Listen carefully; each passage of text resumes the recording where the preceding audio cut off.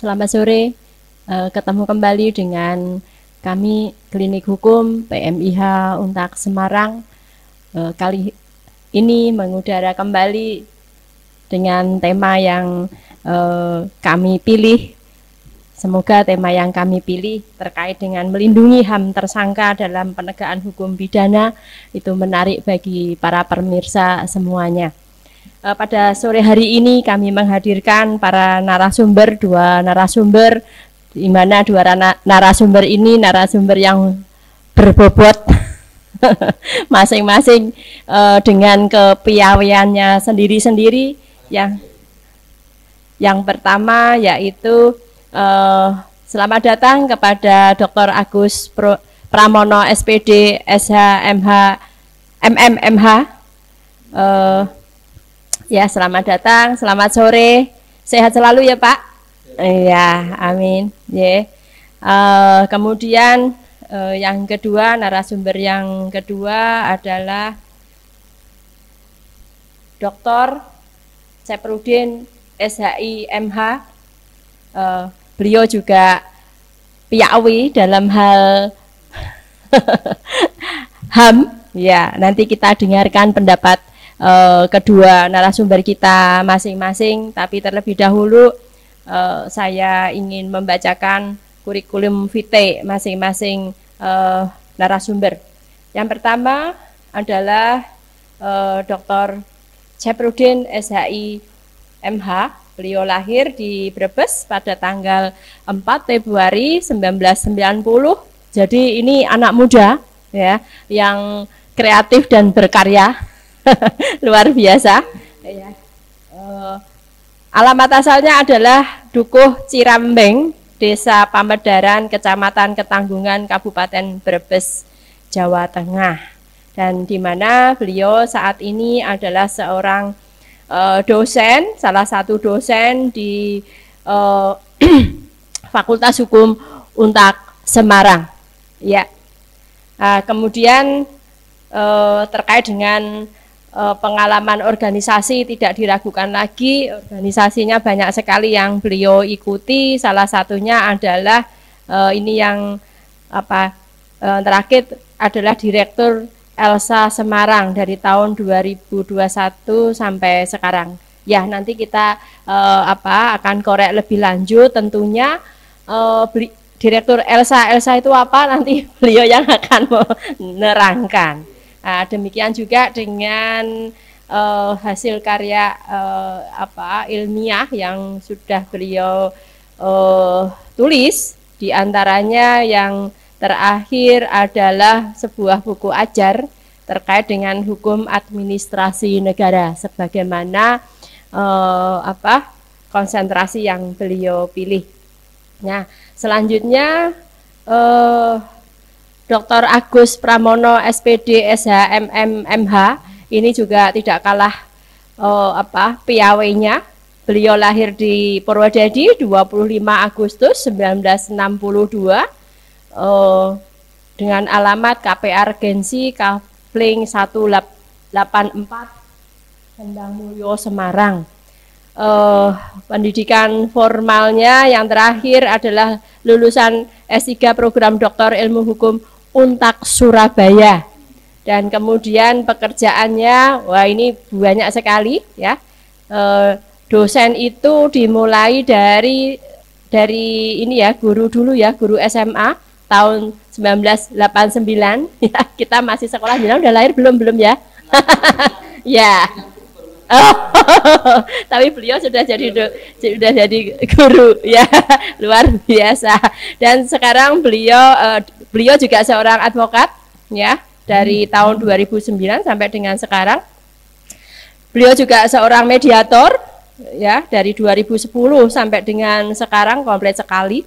Nah, kemudian terakhir beliau adalah seorang dosen di Magister Hukum Wisnuwardana Malang. Jadi kita mengimport dari Kota Malang. Organisasinya juga ini lengkap sekali, Ketua SP KSI SPSI Jawa Tengah.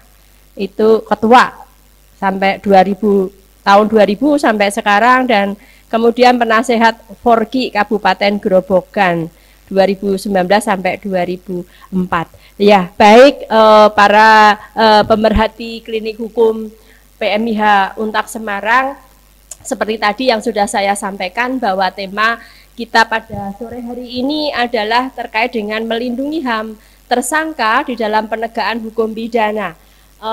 Tema ini kami ambil berawal dari sebuah kasus kematian seseorang yang bernama Oki.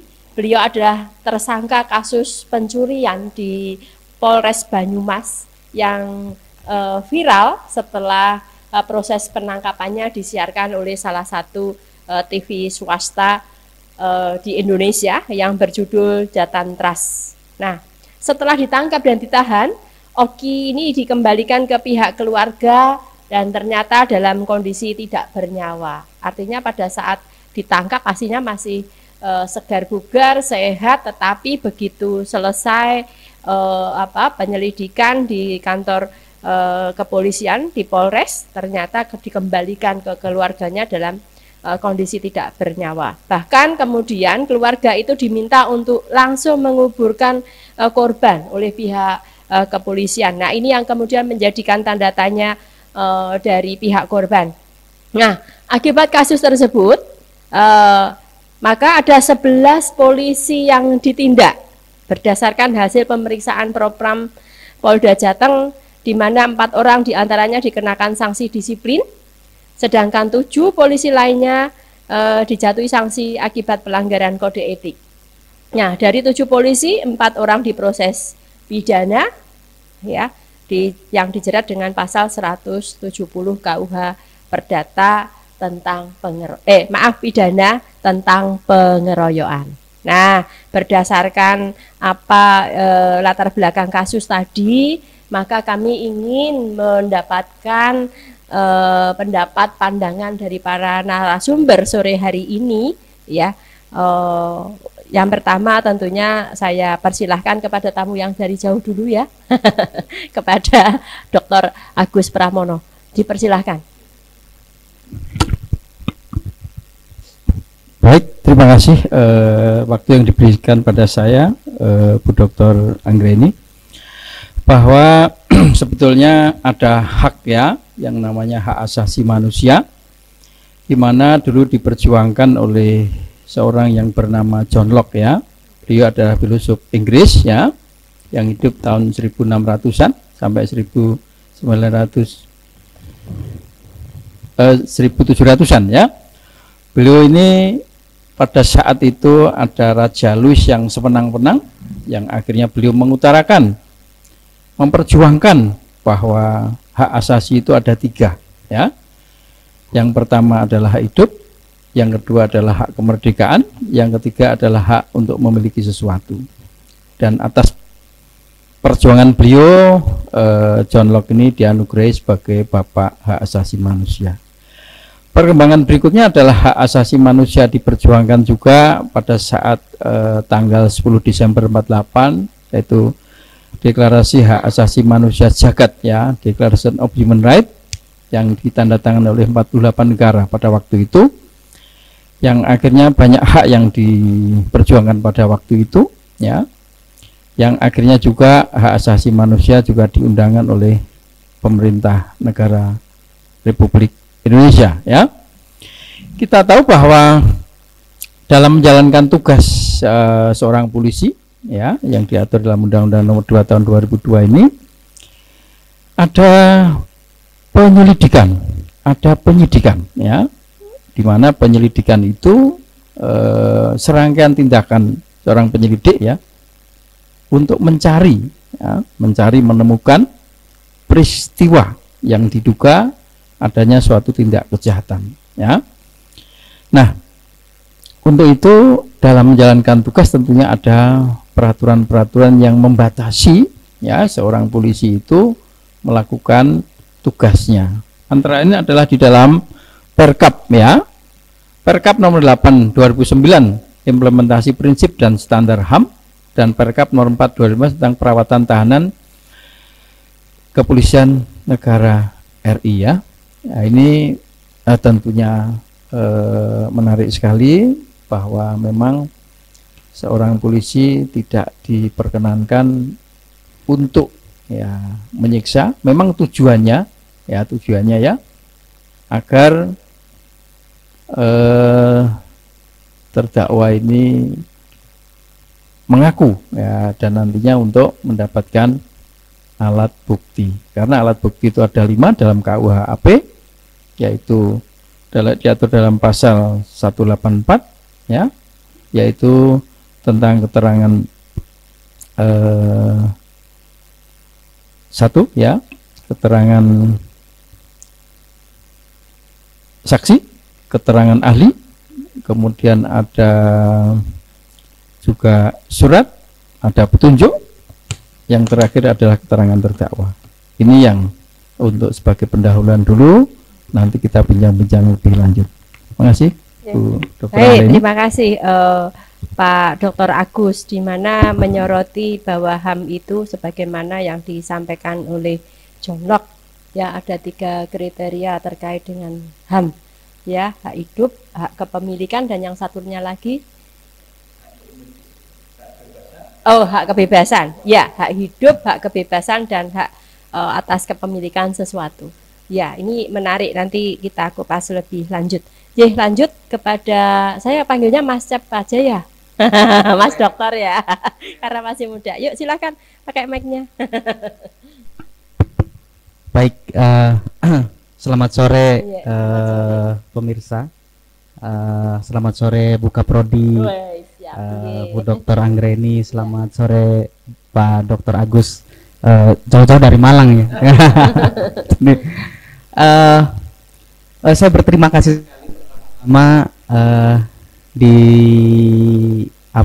diberikan kesempatan untuk berbicara tentang hak asasi manusia, yang itu digunakan sebagai kacamata untuk memotret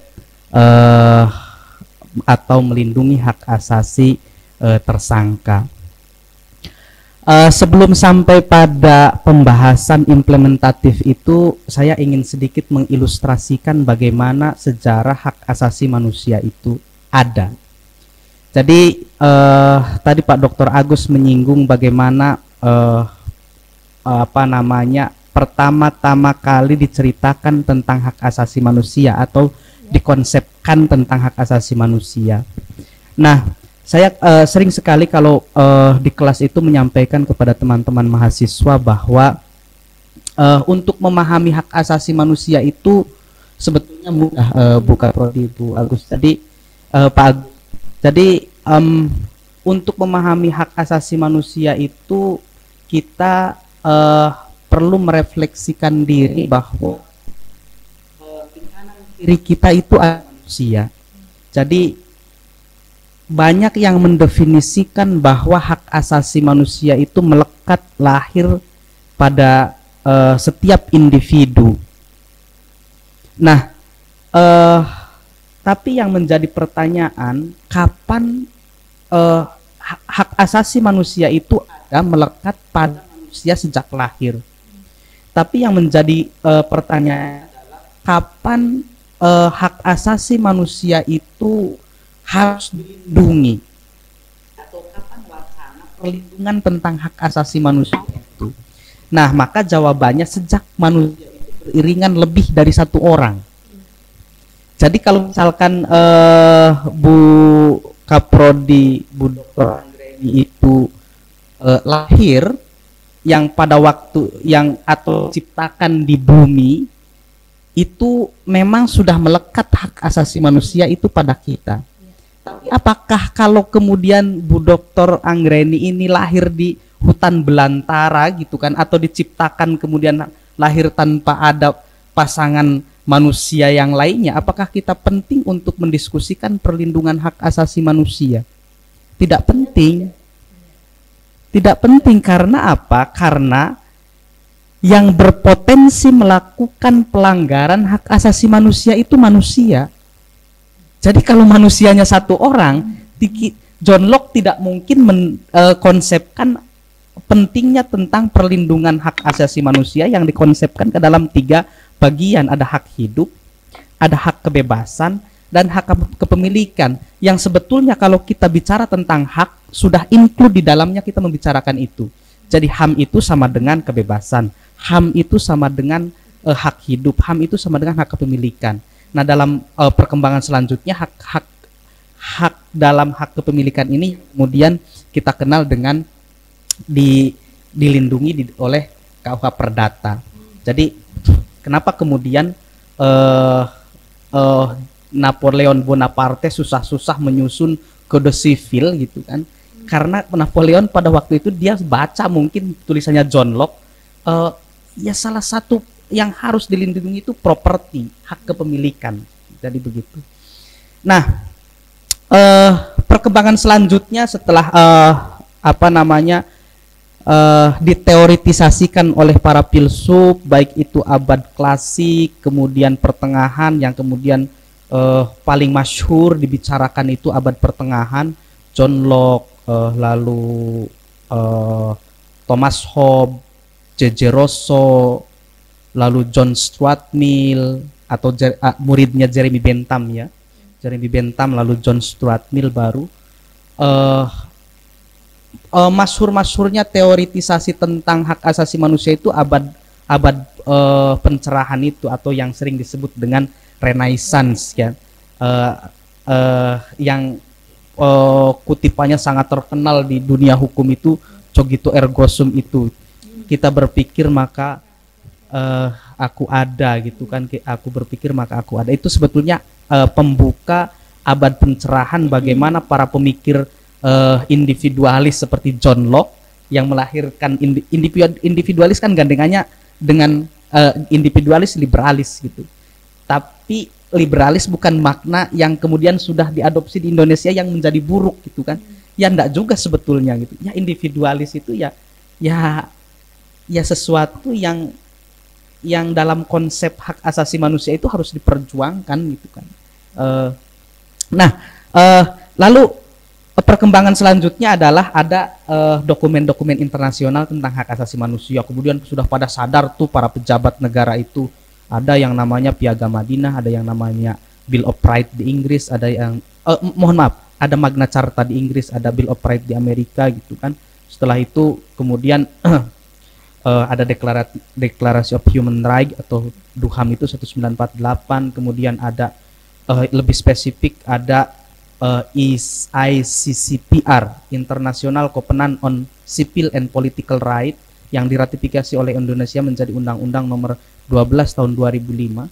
Kemudian ada juga International Covenant on Economic, ICSR, Covenant and Economic Social and Responsibility ya, itu yang kemudian diterjemahkan di Indonesia itu menjadi Undang-Undang nomor 11 tahun 2005 tentang hak ekonomi, sosial, dan budaya. Nah, itu kalau kemudian kita spesifikasikan ke dalam kasus bagaimana melindungi HAM, tersangka meskipun sudah menjadi tersangka kan tidak serta-merta kemudian dapat diambil nyawanan, kan tidak boleh gitu kan di Indonesia itu. Oke, baik. Begitu. Terima kasih. Ditahan dulu. Ya, oke. Ya, tadi kalau Dr. Agus itu lebih ke praktis, kan gitu ya. Praktis nanti semuanya memang muaranya ke kalau Dr. Budi itu lebih ke filosofisnya, ya. Nah, sekarang pertanyaan saya ini ke Pak Dr. Agus, ya. Kira-kira Pak Dr. Agus, bagaimana hak tersangka? Hak tersangka nih, kalau kita berbicara seperti tadi kasus yang saya sampaikan ya, bagaimana hak tersangka untuk dianggap tidak bersalah dijamin selama penyelidikan dan persidangan? Ya, baik. Monggo. Kalau seorang yang disangka itu tidak bersalah memang menunggu putusan hakim ya. Betul. Jadi kalau seseorang itu mulai ditahan di kepolisian ya 20 hari, nanti bisa diperpanjang 40 hari. Mulai dari kalau perpanjangan kepolisian nanti dimohonkan ke kejaksaan. Kalau tahanan kejaksaan nanti dimohonkan ke pengadilan negeri. Nah, ini tentunya menunggu putusan hakim ya. Putusan hakim itu ada dua yang biasa terdakwa itu, yaitu putusan bebas dan putusan lepas ya. Kalau putusan bebas itu tidak terbukti ya. Tapi kalau putusan lepas itu terbukti tapi masalah perdata. Jadi sering di dalam pengadilan yang kita jalankan sehari-hari ya, saya juga sempat membela bahwa seseorang diduga menyalahgunakan keuangan di perusahaan misalnya, diduga dia membawa uang katakanlah 500 juta, ternyata bisa membuktikan bahwa keuangan itu dipakai untuk perusahaan 700 juta. Nah, berarti perdata itu ternyata ada sesuatu yang dituduhkan oleh jaksa itu memang tidak benar, dan ternyata memang itu masalah perdata. Memang butuh kepiawaian seorang penasihat hukum karena harus mengundang seorang akuntan publik ya. Kalau nggak ada akuntan publik ya hakim bisa ragu-ragu untuk memutuskan suatu perkara. Ya. Baik, itu berarti kaitannya dengan hak tersangka ini, bahwa dia itu nanti dianggap bersalah atau tidak bersalah dasarnya adalah putusan hakim, kan begitu ya. Nah, oleh karena itu sebetulnya pada saat proses penyelidikan di Polres ya tentunya HAM itu tetap harus dikedepankan ya. Oke, baik. Saya sekarang beralih ke Dr. Caprudin. Apa itu prinsip dasar HAM yang harus diperhatikan saat menangani tersangka dalam sistem peradilan pidana kita? Baik, prinsip-prinsip HAM itu kan asas-asasnya yang bersifat universal itu satu, non-derogable right ya, tidak dapat dikurangi dalam situasi apapun. Jadi, dan itu ada di dalam konstitusi kita, di dalam Undang-Undang Dasar 1945. Nah, prinsip yang harus dipegang oleh setiap aparatur sipil negara, termasuk juga kepolisian, adalah ada hak-hak manusia itu yang secara prinsip itu tidak bisa dikurangi dalam keadaan apapun. Jadi termasuk dalam keadaan ketika menjadi tersangka, yang itu prinsipnya non-derogable right ya, tidak dapat dikurangi dalam keadaan apapun. Hak hidup adalah hak yang tidak dapat dikurangi dalam keadaan apapun, sekalipun dalam kondisi perang ya. Kemudian para perumus tentang hak asasi manusia secara menyeluruh di dunia, secara internasional itu mendiskusikan, lalu bagaimana dengan kalau dalam kondisi perang gitu kan? Tidak boleh dalam kondisi perang sekalipun, meskipun sudah menyatakan kalah gitu kan, sudah terdesak kalah gitu kan, tidak boleh kemudian membunuh atau menghilangkan nyawa orang. Itu saking bagaimana hak hidup itu tidak boleh dikurangi atau dihilangkan. Nah, ini berkaitan atau inline dengan terhadap terhadap hak asasi manusia itu ada 3 tugas negara ya. Satu, right to protect, right to respect, dan right to fulfill ya, atau hak untuk memenuhi, hak untuk melindungi, dan hak untuk menghormati. Jadi Bu Kaprodi, Pak Agus, jadi negara itu punya kewajiban, bunyinya wajib, itu wajib 3 hal itu. Nah, berkat itu dibagi-bagi terkait dengan hak sipil dan politik yang di dalamnya ada hak untuk hidup, hak untuk tidak disiksa, hak untuk dari rasa aman, itu ketiga yang masuk dalam kategori hak sipil dan politik ini ada kewajiban to protect negara, ada kewajiban untuk melindungi negara terhadap hak hidup, hak untuk tidak disiksa, dan hak dari hak rasa aman. Jadi begitu Bu Kaprodi. Baik. Ya, jadi ada kewajiban negara sebetulnya ya untuk mewujudkan, kan gitu ya, untuk mewujudkan HAM itu dimanapun kondisinya dan dimanapun apapun keadaannya, dimanapun kondisi tempatnya ya. Baik itu dia itu menjadi orang bebas ataupun mungkin di dalam sebuah masalah. Ya, oke. Nah, sekarang saya ke Dr. Agus ini. Kira-kira upaya konkret seperti apa terkait dengan perlindungan yang diberikan terhadap tersangka agar tidak mengalami penyalahgunaan kekuasaan oleh pihak berwenang, ya? Dan bagaimana cara menghindari pengakuan yang diperoleh dengan paksa atau tekanan selama penyelidikan terhadap tersangka? Ya, baik. Ya, ini yang krusial ini, ya. Praktisnya jadi, seperti apa? Seorang yang menerima surat ya Bu ya, diawali dengan seseorang yang menerima surat panggilan ya. Biasanya panggilan pertama itu klarifikasi Bu Dokter. Klarifikasi tentang adanya dugaan ini itu, setelah dipanggil ya, nanti dicocokkan untuk menemukan barang bukti dan sebagainya, kaitannya dengan 5 alat bukti harus ada dugaan 2 nanti ya, minimal harus menemukan 2 polisi itu, karena nanti setelah penyidikan, kemudian ada gelar Dokter ya. Setelah ada gelar ditetapkanlah tersangkanya si A, si B, si C ya. Nah, nanti kalau memang ternyata pada tahapan sidang-sidang itu mereka tidak tadi dibebas ataupun lepas, memang bisa mengajukan ganti rugi ya.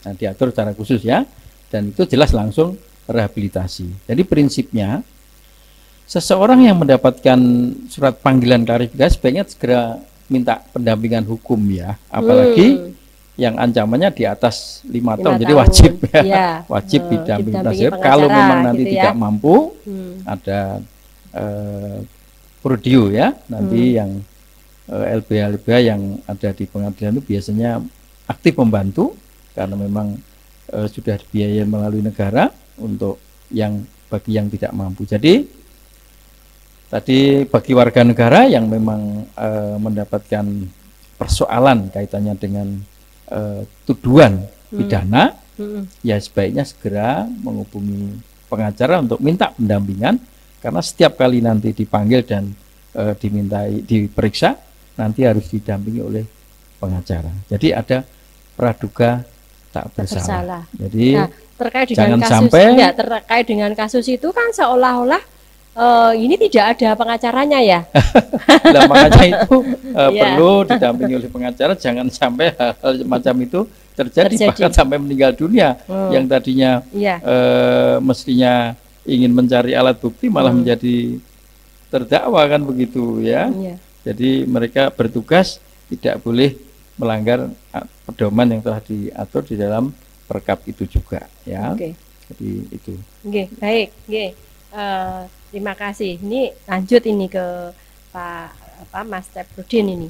Nah, kira-kira sistem hukum kita ini terkait dengan penanganan tahanan dan menjaga kondisi mereka ya, agar sesuai dengan standar HAM itu harus bagaimana?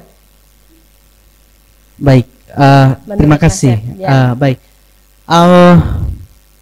saya kira penting sekali ya, penting sekali bagi para penyidik, entah ini di institusi kepolisian ini sudah melakukan hal itu atau belum. Nah, saya kira sangat penting sekali di penyidik itu untuk dilakukan peningkatan kapasitas atau peningkatan sumber daya manusia berkenaan dengan prinsip-prinsip hak asasi manusia. Karena mulai dari apa namanya, mulai dari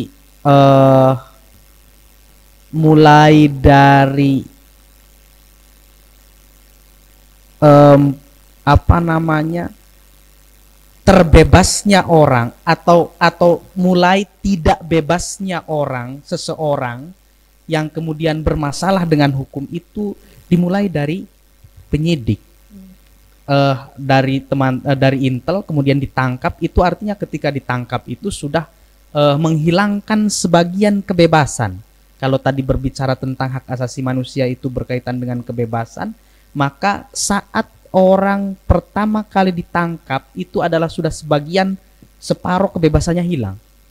Segala sesuatunya harus sesuai dengan protap intel, dan intel kalau sudah diserahkan kepada penyidik itu merupakan hak kewenangan penyidik, termasuk mau melaksanakan kewajiban sekalipun harus izin, termasuk ketika mau izin sholat misalnya, itu harus atas dasar izin penyidik gitu kan. Nah, karena itu saya kira penting sekali, baik itu mulai dari penyidik sampai ke kejaksaan sampai ke pengadilan, dan bahkan mungkin ke tingkat sipir juga penting untuk, karena tidak jarang juga ya Bu Dokter yang kemudian meninggal di tahanan, bukan hanya pada proses penyidikan atau penyelidikan yang mengakibatkan meninggal dunia. Jadi tahapan-tahapan itu infrastrukturnya secara struktur hukum, kalau dalam hal sistem hukum ya, kalau kita di dunia akademis itu kan selalu mengatakan sistem hukumnya, struktur budayanya bagaimana kan gitu ya. Betul. Jadi kita mau tidak mau berbicara dalam hal ini struktur hukumnya, mulai dari yang pertama kali mengamankannya itu dari mulai intel, kemudian penyidik, dari kemudian kejaksaan ke pengadilan, kemudian di rutan atau sipir, itu penting sekali untuk semuanya itu dilakukan peningkatan kapasitas sumber daya manusia itu tentang pemahaman hak asasi manusia. Orang itu berkaitan dengan hak hidup hak hidup yang tidak bisa dikurangi dalam keadaan apapun, itu dijamin konstitusi. Jadi kalau kemudian ada negara, artinya ini meragukan kapasitas mereka terkait dengan pemahaman HAM ya. Ya jujur saja kalau gitu, jujur saja. Saya juga ada tetangga, ada teman itu kan, bahkan tidak jarang yang kemudian apalagi penyidik pembantu ya Bu Dokter, mohon maaf. Jadi boleh ini dipublish. Tidak diedit pun boleh. Banyak yang penyidik pembantu itu SMA. Jadi masih sangat jauh sekali pemahaman tentang prinsip-prinsip dasar hak asasi manusia. Kita pada suatu kasus gitu kan, kita pernah mendampingi korban pencabulan. Korban pencabulan miskin kok ditakoni, ditanya ABCD gitu kan, termasuk berkenaan dengan sebab-sebab, kemudian kenapa bisa dekat dengan pelaku dan lain-lain. Ini sudah jelas korban. Jadi bagaimana penyidik itu bahkan mohon maaf di akhir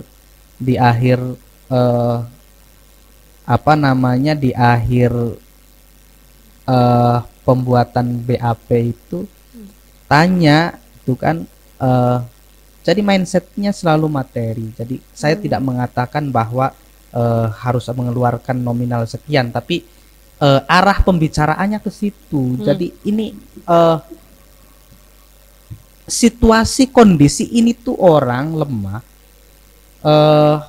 butuh perlindungan dari sisi apapun lah ya.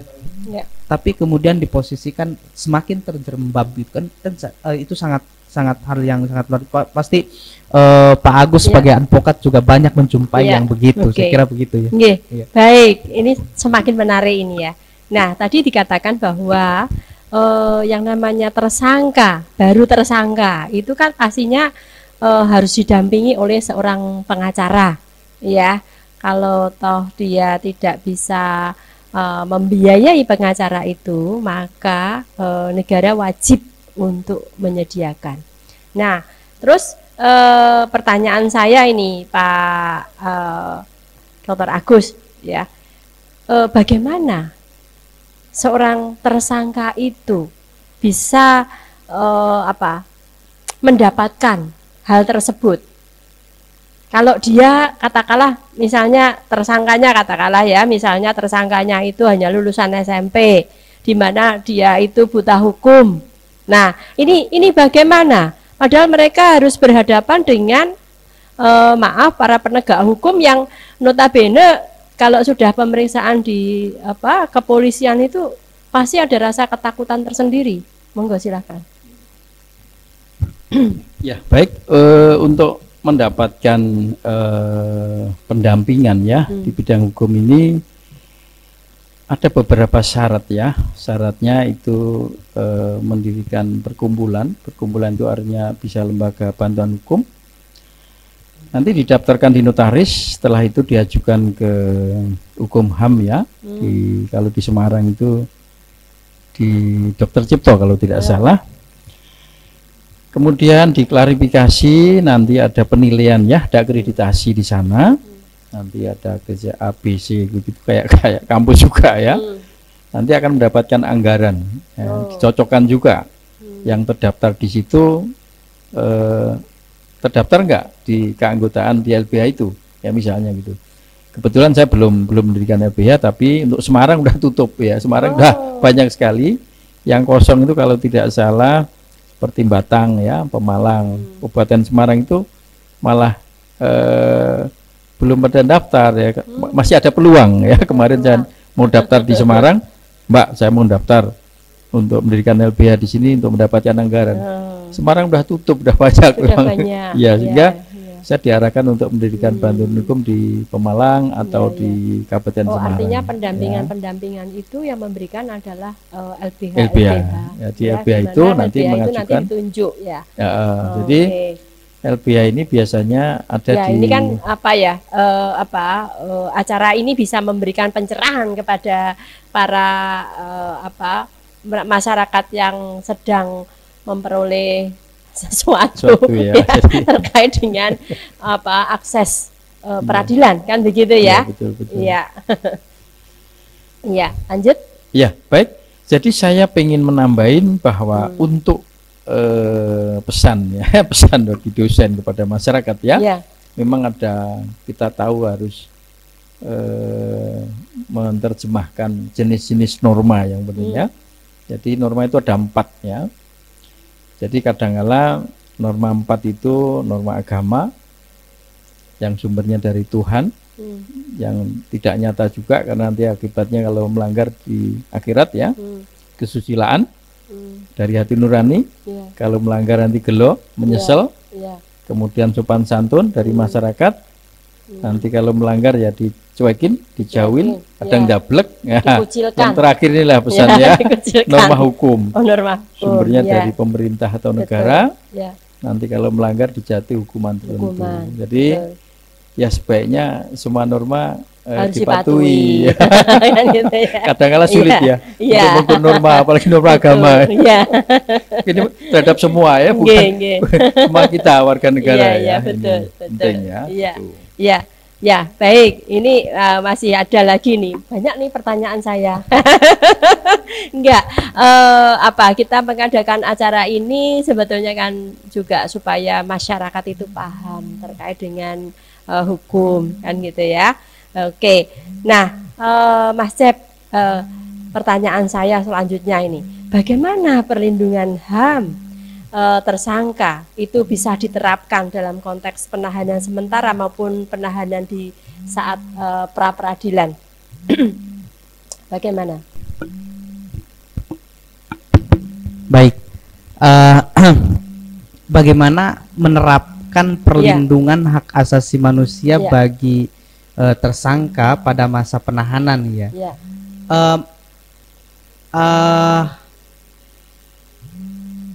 Begini, sebelum sampai kalau tadi Pak Dr. Agus tadi kan pada saat penyelidikan, itu penyidikan ya, bukan penyelidikan. Itu didampingi oleh seorang pengacara, katakanlah ya. Kalau misalnya nggak punya duit, maka kemudian bisa dicarikan pengacara gratis. Yang notabene prodeo, yang notabene itu diambilkan dari LBH yang ada di kota tersebut dan terakreditasi kan gitu ya, itu ditunjuk oleh negara kan begitu ya. Nah kalau sekarang ini penahanan sudah ditahan ini ya bagaimana? Baik, saya kira apa yang sudah dilakukan oleh Kementerian Hukum dan HAM itu sangat baik ya. Jadi ada 2 program yang saya tahu ya. Yang saya tahu itu satu soal program bantuan hukum prodeo itu.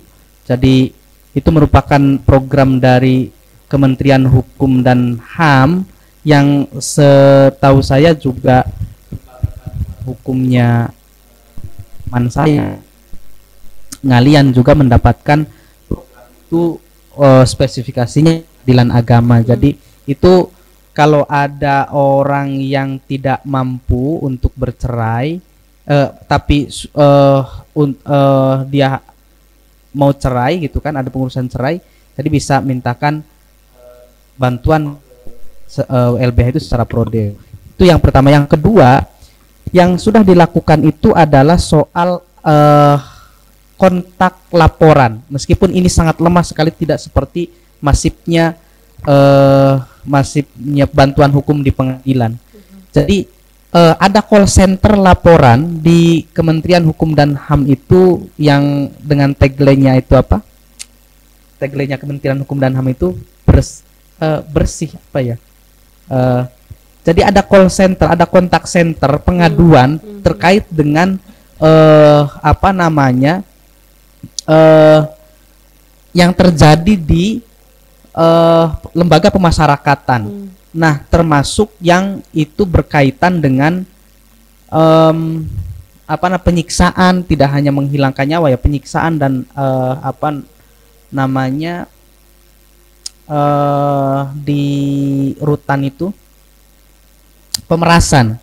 Termasuk pemerasan, pemerasan, penyiksaan, dan itu membuka kontak pengaduan. Saya kira itu langkah yang bagus, meskipun ini belum dipahami oleh semua masyarakat dan cenderung masih sangat, stigmanya masih sangat buruk terhadap lembaga pemasyarakatan itu, terutama terkait dengan adanya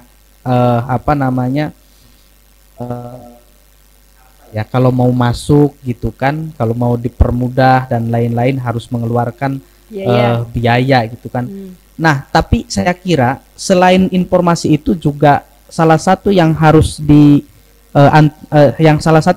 diketahui oleh masyarakat adalah ada kontak pengaduan. Sekarang itu tidak ada yang bisa melawan dari pengaduan, baik itu secara online maupun offline ya. Apalagi kalau sudah diviralkan misalkan. Jadi kalau misalkan ada di tahanan keluarga yang disiksa atau diperlakukan secara tidak baik, yang itu melanggar prinsip-prinsip rasa aman gitu kan, melanggar prinsip hak untuk tidak disiksa, apalagi hak hidup, itu bisa dilaporkan melalui program itu, atau bahkan menurut saya untuk saat ini lebih ampuh untuk dilaporkan kepada sosial media. Sekarang iya buka prodi sama Pak Agus, saya kira ndak ada yang bisa melawan sosial media. Sudah terbukti ya, saya kira sampai jaringan pajak itu yang merugikan negara triliunan itu terbongkar dari mana. Jadi saya mengikuti persis itu, ada satu hacker itu yang kemudian mengupload seluruh harta kekayaan pejabat-pejabat Dirjen Pajak. Itu kemudian kan kebakaran jenggot Menteri Keuangan itu, sampai tim investigasi itu sudah melakukan pemecatan terhadap beberapa. Nah, pada intinya dalam kasus ini ada dua kemungkinan. Satu, kalau sudah tidak percaya dengan institusi yang ada di rutan, lapor melalui media call center pelaporan yang disediakan oleh Kementerian Hukum dan HAM. Kalau masih tidak percaya, laporkan kepada media sosial. Saya kira itu langkah praktis ya? langkah praktis yang sampai detik ini itu masih dianggap ampuh gitu kan, untuk untuk supaya ditindaklanjuti oleh pemerintah. Sedikit ya, mungkin kalau Pak Agus sama Bu Kaprodi pernah membaca satu berita di mana seorang pelapor, seorang istri yang dianiaya oleh suaminya kemudian menjadi tersangka. Jadi ceritanya pelapor ini malah yang menjadi tersangka. Nah, kemudian setelah diviralkan, dua-duanya jadi tersangka. Yang awalnya si pelapornya yang jadi tersangka, kemudian yang terlapornya setelah viral itu menjadi tersangka. Itu untuk menutupi sebuah, ya ini persepsi saya ya, itu untuk menutupi bahwa akan berusaha berimbang. Alasannya apa kemudian kenapa menjadi tersangka pelapornya? Karena katanya meremas kemaluan atau apa gitu kan. Pelapornya itu kan istrinya. Nah, yang kemudian itu disangkakan pasal penganiayaan. Tapi yang jadi tersangka itu pelapornya dulu. Setelah viral baru kemudian terlapornya jadi tersangka, sama-sama jadi tersangka. Jadi saya kira ini salah satu contoh bagaimana ampuhnya atau bagaimana media sosial itu menjadi kekuatan tersendiri dalam penegakan hukum. Nah, saya kira itu yang mungkin bisa dilakukan. Kalau itu langkah terakhir kalau sudah tidak percaya dengan struktur hukum kita. Iya, begitu. Baik. Iya. Ya, oke. Ya, ini tadi bisa disimpulkan berarti bahwa sekarang ini bagaimana sih untuk penegakan hukum di Indonesia ini supaya efektif, katakanlah begitu ya. Sekarang ini kalahnya dengan media sosial. Kalahnya dengan media sosial, karena dengan media sosial ternyata bisa mengungkap segala permasalahan ataupun kasus yang sebetulnya tertutup tapi menjadi terbuka, ya. Yang dulunya baik-baik saja menjadi, ini ternyata seperti ini, begitu, nggih. Baik. Ya, karena waktu juga yang harus memisahkan kita, ya, rasa-rasanya sebetulnya masih cukup menarik untuk dibahas lebih lanjut, tetapi nanti tentunya akan ada seri-seri berikutnya dari klinik hukum PMIH ini, kan seperti sebagaimana yang disampaikan di situ, edukatif, fasilitatif, dan solutif. Nah, salah satu solutifnya tadi ya penegakan hukum. Kaitannya dengan dilaporkan ke media sosial. Kalau Dr. Cepnudin menyampaikan bukan dilaporkan ke kepolisian atau tapi ke media sosial. Nah, ini ya. Itu pentingnya kita punya Menkumham dan Presiden baik, sekalipun di bawahnya agak kurang baik. Jadi kalau diperintah sama yang baik di atas itu masih nurut itu. Tapi yang repot kalau yang di atasnya juga sama. Iya. Kita kalau yang itu kita tunggu tahun 2024 ya. Oke, baik. Akhirnya tibalah kita kepada closing statement para narasumber terkait dengan acara kita sore hari ini. Tema kita adalah melindungi HAM tersangka dalam penegakan hukum pidana. 1-2 patah kata saya persilahkan kepada Dr. Agus. Silahkan. Terima kasih kepada Bu Kaprodi MIH Untak Semarang yang telah mengundang saya untuk menjadi narasumber. Sehari-hari saya mengajar di Magister Ilmu Hukum Unida Malang ya, Universitas Wisnuwardana Malang ya. Jadi baik sekali sebagai edukasi kepada masyarakat ya, terutama kepada kalangan-kalangan yang memang belum tersentuh belum tersentuh hukum. Nanti Magister Ilmu Hukum ini memberikan pembelajaran ya, hal-hal yang sensitif yang sekarang lagi in atau lagi ada gejolak di masyarakat, berbagai hukum. Saya kira itu, dan memang catur wangsa ya, hakim, jaksa, polisi, advokat ini menjadi satu rangkaian dalam hal penegakan hukum. Itu yang penting dijaga. Baik, terima kasih Pak Dr. Agus. Monggo Dr. Chaprudin. Baik, terima kasih Bu Kaprodi, Bu Dr. Anggreni, terima kasih Pak Agus, terutama para kru di program Magister Ilmu Hukum ini sudah keren sekali nih, kayak betul-betul kita sedang talk show di televisi gitu kan.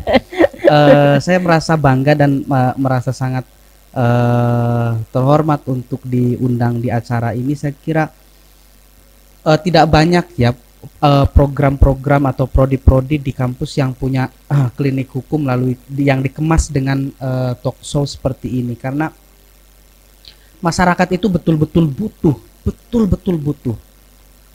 Kalau kita sebagai bukti, kalau kita ini merasa di sini tuh para ahli hukum semua, coba jajal keluar, kemudian kita nongkrong di angkringan misalkan, di sana banyak sekali kalau misalkan kita menyaksikan percakapan, dengarkan saja kita percakapan itu kan, para masyarakat pada umumnya di angkringan itu, kita akan mengetahui betapa percakapan masyarakat itu masih sangat butuh sentuhan-sentuhan dari para akademisi, dari para praktisi untuk memahami tentang hukum, hal yang lebih spesifik tentang perlindungan hak masyarakat, terutama hak yang tidak dapat dikurangi dalam kondisi apapun. Jadi hak hidup, hak untuk tidak disiksa, hak rasa aman, itu saya kira hak yang tidak dapat diganggu gugat oleh siapapun, termasuk dalam kondisi apapun. Itu baik dalam kondisi penahanan, baik sudah di ditahan di rutan, baik tahanan pada waktu proses pengadilan, itu sama. Hak itu, status tersangka, status terdakwa, status terpidana itu tidak menghilangkan orang kemudian boleh untuk disiksa, boleh untuk dihilangkan nyawanya. Jadi masyarakat ini semoga dengan adanya talk show klinik hukum ini menjadi semakin tercerahkan. Saya juga berterima kasih saya bisa sedikit-sedikit membaca kembali apa yang dulu dipelajari kalau mau mengajar hukum dan HAM 8 tahun yang lalu. Jadi dokter kalau mau mengajar hukum dan HAM itu tak pelototi gitu kan. Jadi dengan mau ngisi ini saya coba buka-buka, oh iya untuk mengingatkan kembali. Terima kasih, selamat sore. Terima kasih Pak Dr. Agus dan Pak Dr. Chaprudin untuk kebersamaan kita sore hari ini di bahasan terkait dengan melindungi HAM tersangka dalam penegakan hukum pidana. Demikian tadi para pemerhati Klinik Hukum PMIH Untak Semarang dengan slogan edukatif, fasilitatif, dan solutif. Semoga acara kita sore hari ini bisa memberikan pencerahan kepada para pemerhati Klinik Hukum PMIH Untak Semarang. Terima kasih, sampai berjumpa kembali di acara yang mendatang. Terima kasih.